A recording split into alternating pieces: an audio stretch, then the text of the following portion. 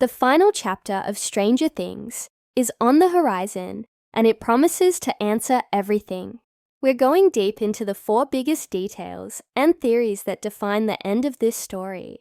These elements aren't just fan theories. They're narrative threads woven since the very beginning, all leading to one epic conclusion.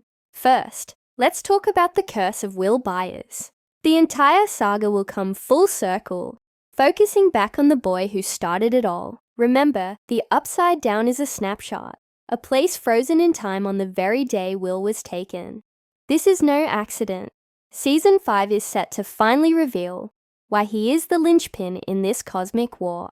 His psychic connection to Vecna, forged from his time in that dark dimension, isn't just a lingering side effect. It's the central conflict. Will is not merely a victim who survived. He holds the key to Vecna's power, and ultimately, to the destruction of the Upside Down itself. The story started with Will, and it must end with him. Next, we're finally going to understand the mythology of the Upside Down.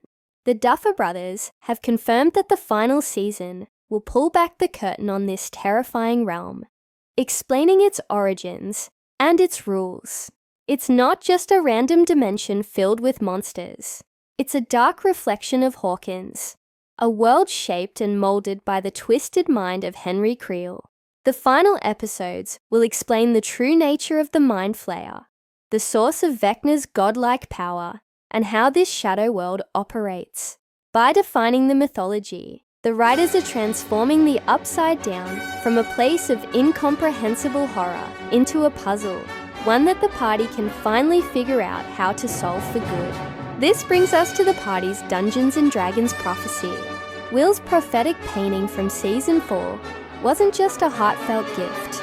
It was a battle plan, a visual representation of their destiny.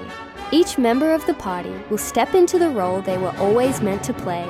Mike, as the heart, will be the leader who must rally the group and keep their hope alive. Dustin, the brilliant brains, will be tasked with devising the complex strategy needed to outsmart a psychic mastermind. Lucas, the pragmatic warrior, will lead the physical fight against Vecna's encroaching forces. 11, the powerful mage, will bring the raw, world-bending power necessary for the confrontation. And finally Will, the cleric, the one with a divine connection to the enemy, holds the secret knowledge needed to expose Vecna's ultimate weakness. Lastly, we must confront the most heartbreaking theory of all, the ultimate sacrifice. A permanent victory against a force as powerful as Vecna will almost certainly require a permanent, devastating sacrifice. All signs and narrative clues point toward either 11 or Will. To sever the connection between the worlds and close the gates forever, 11 might have to sacrifice her extraordinary powers, or even her own life.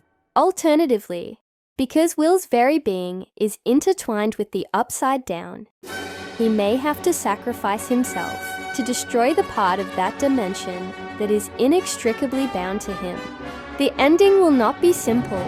It promises to be a bittersweet victory, one that may cost them everything they fought to protect. The end of Stranger Things isn't just about defeating a monster. It's about closing a painful loop that started with a boy who disappeared in Season 1. It's about growing up, facing your demons, and the sacrifices we make for those we love. What do you think will be the final price for victory? Let me know in the comments.